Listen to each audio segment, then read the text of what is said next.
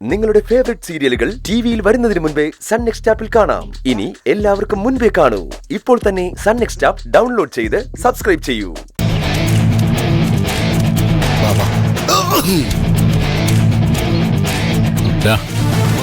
ഇതാണോ സ്ഥലം? കൃത്യമായി അറിയില്ല. ഈ ഏരിയയിൽ എവിടെയാണെന്നാണ് ഞാൻ അറിഞ്ഞത്. ഇതായിരിക്കും. മുതലാളി സൂക്ഷിക്കണം, എന്ത് ചെയ്യാനും മടിയില്ലാത്തവരാ.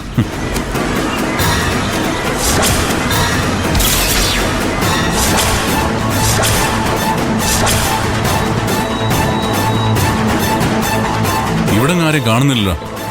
ഇവിടെ കാണേണ്ടതാണല്ലോ. അയ്യോ, ആരാടാ നീ? എന്താ നിനക്ക് വേണ്ടത്? വേണ്ട, ശത്രുവല്ല, സഹായം ചോദിച്ചു വന്നതാ. സഹായോ? എന്ത് സഹായം? പറയാം, ആദ്യം കത്തി മാറ്റ്.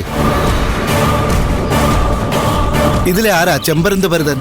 വന്ന കാര്യം പറ. മോഷ്ടിക്കണം. മോഷ്ടിക്കാനോ? തമാശ പറഞ്ഞല്ല. കണ്ണു വെക്കുന്നത് എന്തും ഒറ്റ നിമിഷം കൊണ്ട് റാഞ്ചിയെടുത്ത് പറക്കുന്ന ചെമ്പരന്ത് ഭരതനോടും കൂട്ടാളികളോടും ഇവിടെ കയറി വന്ന് തമാശ പറയാനുള്ള വിവരക്കേടൊന്നും ഞങ്ങൾക്കില്ല. പറഞ്ഞത് സത്യം. മോഷ്ടിക്കണം. ഞങ്ങൾക്ക് വേണ്ടി നിങ്ങൾ മോഷ്ടിക്കണം. വീട് കാണിച്ചെന്നാ മതി. അതിനുമുമ്പ് കൂലി പറഞ്ഞ് ഉറപ്പിക്കണം. വീടല്ല, ക്ഷേത്രം. വെള്ളച്ചാൽ ദുർഗാദേവി ക്ഷേത്രം. വിഗ്രഹോ? അല്ല, തിരുവാഭരണങ്ങൾ. നാളെ കഴിഞ്ഞ ഉത്സവ ദേവിയുടെ ദേശപ്രദക്ഷിണം എന്നൊരു ചടങ്ങുണ്ട്. തങ്കത്തിൽ പണിഞ്ഞ തിരുവാഭരണങ്ങൾ അണിയിച്ചുകൊണ്ട് ദേവിയെ ദേശപ്രദക്ഷിണത്തിന് കൊണ്ടുപോകുന്നത്. കഴകപ്പുരയിൽ വെച്ച ശീവേലി വിഗ്രഹത്തിൽ തിരുവാഭരണം അണിയിക്കുക. ഒരു പെട്ടിയില തിരുവാഭരണം ഉണ്ടാവുക. അത് സൂക്ഷിക്കുന്നത് ഇരുമ്പ് ലോക്കറില. ആ ലോക്കർ തുറന്ന് തിരുവാഭരണ പെട്ടിയും തുറന്ന് തിരുവാഭരണങ്ങൾ മോഷ്ടിക്കണം. ക്ഷേത്രത്തിൽ കനൽ കലശം എന്നൊരു ചടങ്ങുണ്ട്. ശ്രീകോവിലിനുള്ളിൽ വെച്ച അത് നടക്കുക. അത് നടക്കുമ്പോൾ എല്ലാവരും കളപ്പുരയിലായിരിക്കും.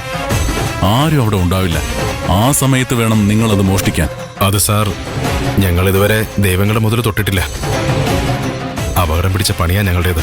സാറിനറിയാലോ, ദൈവകോപം വരുത്തിവെച്ചാൽ. ഇതൊരു മോഷണമായി കണക്കാക്കണ്ട.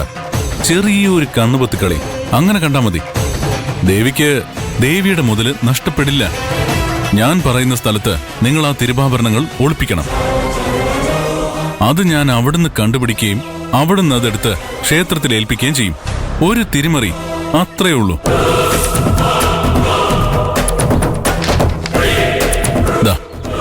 ഇതൊരു ടോക്കൺ അഡ്വാൻസാ. കൂലിയായി ഇതിന്റെ 10 ഇരട്ടി ഞാൻ തരും. പേടിക്കേണ്ട ചെമ്പരന്തേ, ആ പഞ്ചായത്തിലെ പ്രസിഡന്റാ ഈ മുതലാളി. ഉത്സവം നടത്തുന്നതും ഈ മുതലാളി തന്നെ. എന്നിട്ട് സാറെന്തിനാ ഈ പണി ചെയ്യുന്നേ? എന്റെ ഒരു ശത്രുവിന് പണി കൊടുക്കാൻ.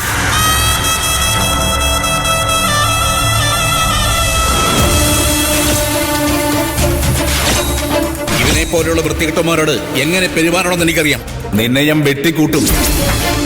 ഇറങ്ങിപ്പോടാ. എന്തു പറയുന്നു? ഞങ്ങൾ ഏറ്റു. സാർ പൊയ്ക്കോ. കോടികൾ വിലയുള്ള മുതലാ. കയ്യെ കെട്ടിക്കഴിഞ്ഞാൽ നിങ്ങളുടെ തനി സ്വഭാവം കാണിക്കരുത്. ദൈവത്തിന്റെ മുതലേ ഞങ്ങൾ വിറ്റ് തിന്നില്ല എന്ന് പറഞ്ഞില്ലേ? സാറന്മാര് പേടിക്കണ്ട. നാളെയല്ല, നാളെ കഴിഞ്ഞ്. മറക്കണ്ട. രാത്രി ഒരു 7-7:30 ആവുമ്പോ അവിടെ എത്തിയാ മതി. വാടാ.